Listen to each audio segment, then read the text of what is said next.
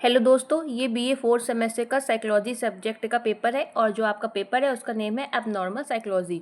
तो दोस्तों, आप लोग के पास कमेंट आए थे कि मैम इसका आगे का पार्ट अपलोड कर दीजिए। तो एक पार्ट मैं इसका अपलोड कर चुकी हूँ और ये इसका सेकेंड पार्ट है। मैं वीडियो के डिस्क्रिप्शन में इसका जो पार्ट 1 है उसका लिंक दे दूँगी, तो आप आराम से पार्ट 1 भी देख लेंगे। तो दोस्तों, ये आपके टॉप 100 MCQs हैं और इसमें प्रीवियस ईयर क्वेश्चंस हैं सारे, तो आप इनको ज़रूर देख के जाएँ। कभी कभी नहीं, अधिकतर बार ऐसा होता है कि क्वेश्चंस रिपीट होते हैं। लगभग आपके 8 से 9 क्वेश्चन रिपीट हो जाते हैं और आपको समझ आता है प्रीवियस ईयर क्वेश्चंस से और इन क्वेश्चनों से कि आपके किस टॉपिक से ज़्यादा क्वेश्चंस आ रहे हैं। तो जिस जिस भी बच्चे का अब नॉर्मल साइकोलॉजी सब्जेक्ट है, पेपर है, वो सब बच्चे ये देखें, सबको बेनिफिट होगा, सबके लिए ये उतना ही इम्पॉर्टेंट है। ठीक है दोस्तों, पार्ट 1 अपलोड कर चुकी हूँ मैं, ये पार्ट 2 है। तो चलिए, इस पूरे वीडियो में आपको बता देती हूँ 50 MCQs हैं और सबके मैंने आंसर आपको दिए हुए हैं। अगर किसी भी जगह आपको कोई भी डाउट हो, आप मुझे कमेंट करें, मैं कमेंट पे पूरा अच्छे से आपको एक्सप्लेन कर दूंगी। किसी आंसर में आपको लगे ऐसा नहीं ऐसा हो सकता है, तो आप मुझे अच्छे से बता दें, मैं उसको बहुत अच्छे से आपको एक्सप्लेन कर दूंगी। तो चलिए वीडियो स्टार्ट करते हैं। तो आपका जो क्वेश्चन है, इसमें आपसे 51 से 100 नंबर के क्वेश्चन है और मैं 50 तक पहले अपलोड कर चुकी हूँ। निम्नलिखित में से कौन सा द्रव्य संबंधी विकृति का उदाहरण है? आपका option D is right answer, उपयुक्त सभी। इंग्लिश में द लिखा हुआ है, आप इंग्लिश में देख लें, मैं हिंदी में आपको बता रही हूँ। नेक्स्ट, सीखने की अक्षमता जो पढ़ने और भाषा की समझ से संबंधी है, क्या कहलाती है?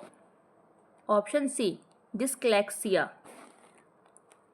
डिसलेक्सिया, ठीक है।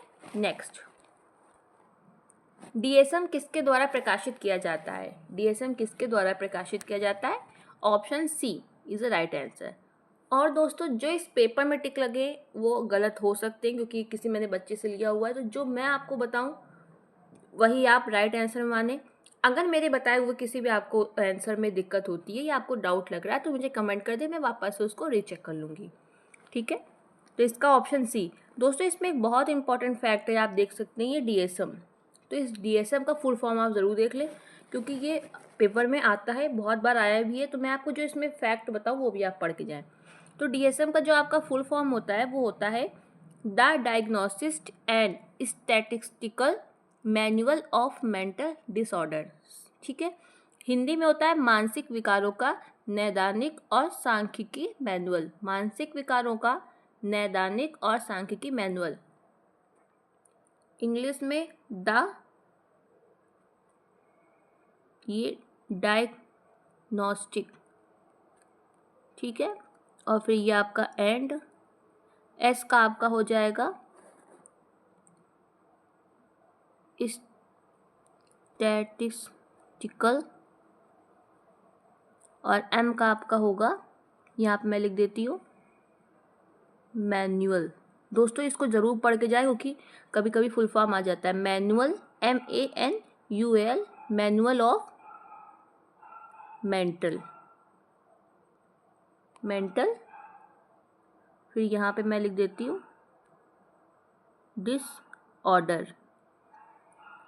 डिसऑर्डर्स।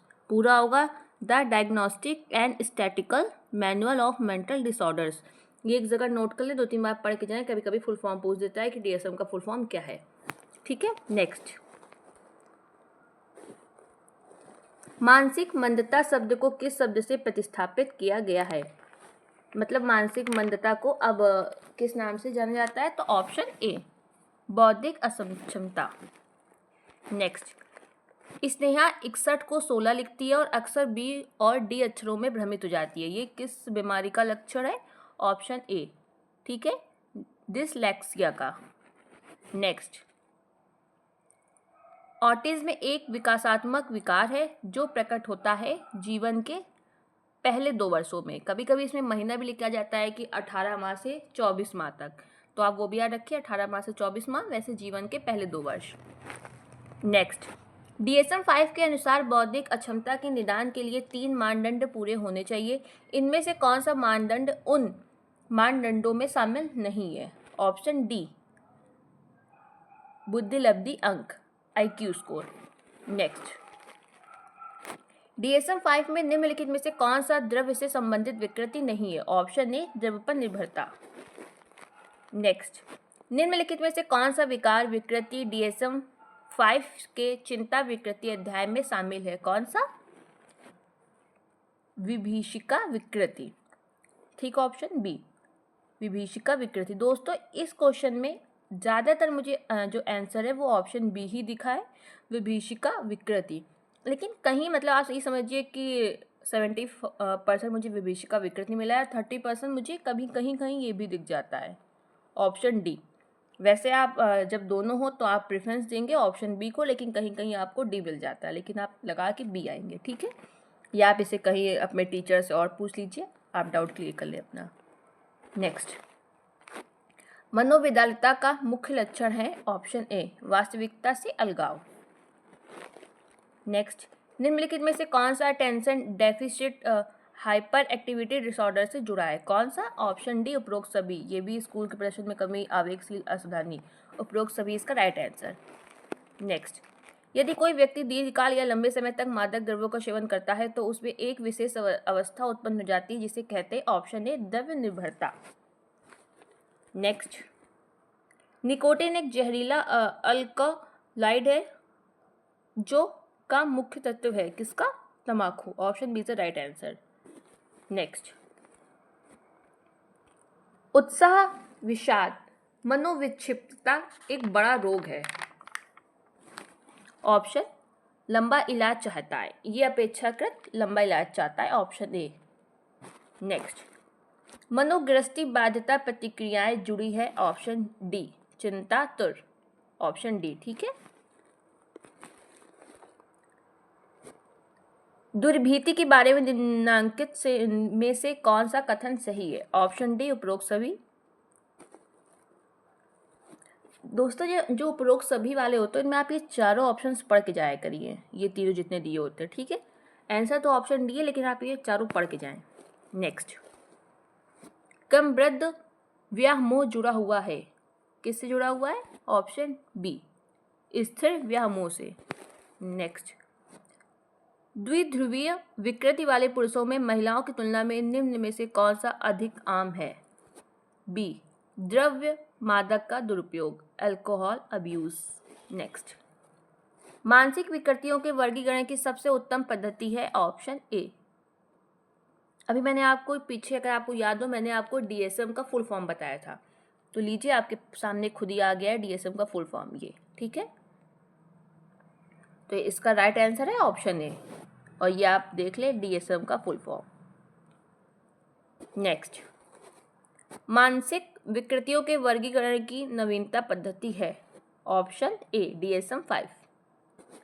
नेक्स्ट, निम्नांकित में से किसे असामान्य व्यवहार की विशेषताओं में शामिल नहीं किया जाता?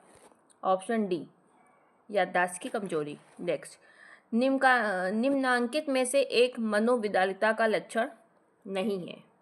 ऑप्शन सी, अनुप्रयुक्त प्रभाव। अनुप्रयुक्त प्रभाव, ऑप्शन सी। नेक्स्ट,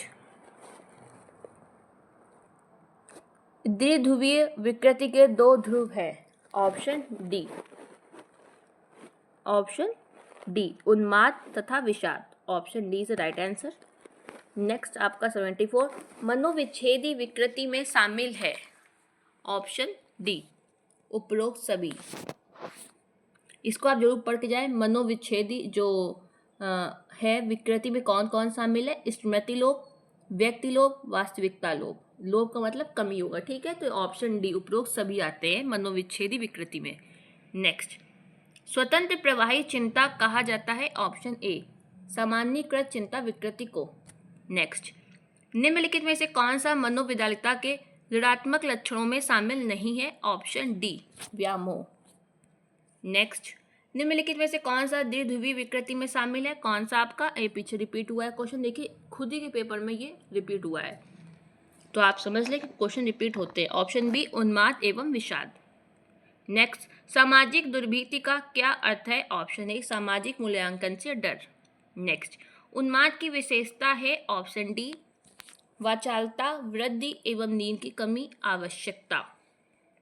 नेक्स्ट, जानवरों से तर्कहीन और अत्यधिक भय को कहा जाता है? जानवरों से जो लोग डरते हैं उनको क्या कहा जाता है? Zoophobia, option D. नेक्स्ट, निम्नलिखित में से कौन सा उन्माद उन्मत्त घटना का लक्षण नहीं है? ऑप्शन सी, कम आत्मसम्मान, low self esteem. Next, option C is the right answer इसका। इसको आप पढ़ के जाएं, ये लक्षण जरूर देख लिया करें कि कौन सा नहीं है। तो इसका लक्षण जो आपका कौन सा नहीं है? कम आत्मसम्मान। यानी कि उन्माद और उन्मत्त घटना का लक्षण कौन कौन है? नींद की आवश्यकता में कमी, अधिक बातूनी और गतिविधि में वृद्धि। ठीक है, ये लक्षण है। कभी कभी आ जाता है कि आपको 3 लक्षण दे देंगे जो नहीं है और इनमें से कोई एक दे देंगे, पूछ देंगे कौन सा लक्षण है, इसलिए आपको ये 3 भी पता होने चाहिए। इस क्वेश्चन का सी राइट आंसर। नेक्स्ट, असामान्य व्यवहार की व्याख्या के 4 डी हैं, कौन से? इसका राइट आंसर ऑप्शन सी, विचलन, तकलीफ, दुष्क्रिया और खतरनाक। नेक्स्ट, डीएसएम पहली बार प्रकाशित किया गया कब? Option B, 1952। नेक्स्ट, अधिक असमर्थताएं विकृति है, option C is the right answer, neuro biological. Next, निम्नलिखित में से किस पहलू में साइक्लोथीमिक विकार विकृति द्विध्रुवीय फर्स्ट विकृति से भिन्न है? ऑप्शन डी, उपरोक्त सभी। नेक्स्ट, निम्नलिखित में से कौन सा कार्यात्मक क्षेत्र मनोविच्छेदी विकृतियों से प्रभावित नहीं है? Option C. ठीक है, भ्रमपूर्ण व्यामोह विश्वास। नेक्स्ट, फ्रेंड्स, कहीं कहीं बहुत ही रेयर, वैसे इसका राइट आंसर ऑप्शन सी ही है, भ्रमपूर्ण विश्वास। कहीं कहीं आपको बहुत रेयर चेतना मिल जाता है, लेकिन इसका बिल्कुल जो राइट आंसर है वो ऑप्शन सी है, भ्रमपूर्ण विश्वास। 86 का सी। आवेगशीलता निम्नलिखित विकार की विशेषता है, option B, ADHD, option B. Next, cannabis उपयोग विकृति वाले व्यक्तियों में किस मानसिक विकृति का प्रसार सबसे अधिक है? चिंता विकृति, option C is right answer. Next, मनोविद्यालयता ग्रीक भाषा के 2 शब्दों स्कीजिन और फ्रेन से मिलकर बना है। स्कीजिन का अर्थ है विभक्त होना, तो फ्रेन का अर्थ है मन, ऑप्शन ए, माइंड, और इसमें मन। नेक्स्ट, निम्नलिखित में से कौन सा विकार मनोवैज्ञानिक विकार चिंता से सबसे निकट से संबंधित है? ऑप्शन बी, अवसाद, डिप्रेशन। नेक्स्ट, निम्नलिखित में से कौन सा पद अन्य 3 से बेमेल है, मतलब मैच नहीं करता है? मानसिक मंदता, mental deficiency, option A is the right answer. ये बाकी इन 3 से अलग है। नेक्स्ट, मनोविच्छेदी पहचान विकृति को कभी कभी कहा जाता है, ऑप्शन सी, बहुव्यक्तित्व विकृति, option C is the right answer. Next, विभ्रम को मनोविद्यालयता के डैश लक्षण के रूप में वर्गीकृत किया गया है, ऑप्शन ए, सकारात्मक, option A is the right answer. Next, किस मानसिक विकृति को एक ध्रुवी विकृति भी कहा जाता है? किस मानसिक विकृति को एक ध्रुवी विकृति कहा जाता है? ऑप्शन ए, विषादी विकृति। ऐतिहासिक रूप से डिमेंशिया फ्रैंकॉक्स पहली बार किसके द्वारा पहचानी गई थी? Option D, Emil Kraepelin, option D is the right answer. Important question है दोस्तों, बहुत सारी यूनिवर्सिटी के एग्जाम में पूछा गया है, एमिल कैम्पलिन। नेक्स्ट, आपका कैफीन प्रत्याहार की पहचान विशेषता क्या है? ऑप्शन डी, सिर दर्द, राइट आंसर ऑप्शन डी। नकारात्मक मनोविच्छेदी लक्षण संदर्भित करता है, ऑप्शन ए, मानसिक सामग्री तक पहुंचने में असमर्थता। नेक्स्ट, निम्नलिखित में से कौन सा विकल्प ऑटिज्म स्पेक्ट्रम डिसऑर्डर की विशेषता नहीं है? ऑप्शन ए, देखने और सुनने में समस्या, option A is the right answer. रूपांतर विकृति की आवश्यकता विशेषता होती है, रूपांतर विकृति की आवश्यक विशेषता है कौन सी? नादानिक रूप से सार्थक तनाव, ए भी है, सामाजिक क्षेत्र में गड़बड़ी, बी भी है, सी भी है आपका व्यावसायिक क्षेत्र में गड़बड़ी। जिसका जो राइट आंसर होगा वो होगा उपरोक्त सभी, all of the above. Next आपका और लास्ट क्वेश्चन, एक 25 वर्षीय व्यक्ति नियमित रूप से और बार बार चिमटी से चेहरे के बालों को खींचने में बहुत समय व्यतीत करता है, यहाँ तक कि ध्यान से शेविंग करने के बाद भी इसके बावजूद वह अपने चेहरे के बालों को ठीक करने के आग्रह इच्छा का विरोध नहीं कर पाता। सबसे उपयुक्त निदान क्या है? ऑप्शन ए मनोग्रस्ति बाध्यता विकृति। ऑप्शन ए इज इसका ऑप्शन ए आपका एकदम राइट आंसर है। ठीक है दोस्तों, तो ये थे आपके पूरे 100 क्वेश्चन, बहुत इंपॉर्टेंट एमसीक्यूज हैं ये। और दोस्तों कोई भी आपको क्वेरी हो तो आप मुझे कमेंट करें, रिप्लाई मैं डेफिनेटली करती हूँ। और कहीं भी आपको किसी आंसर में डाउट हो तो आप मुझे कमेंट ज़रूर करें, मैं उसका बहुत अच्छे से आपको एक्सप्लेन कर दूँगी। और जो आपका पार्ट 1 है उसको भी मैं नीचे डिस्क्रिप्शन में लिंक दे दूँगी, तो आप देख लें, अगर आपको लगे कि आपको चाहिए तो देख लें। तो कोई भी क्वेरी हो कमेंट करें, रिप्लाई मैं डेफिनेटली करूँगी। और वीडियो देखने के लिए धन्यवाद।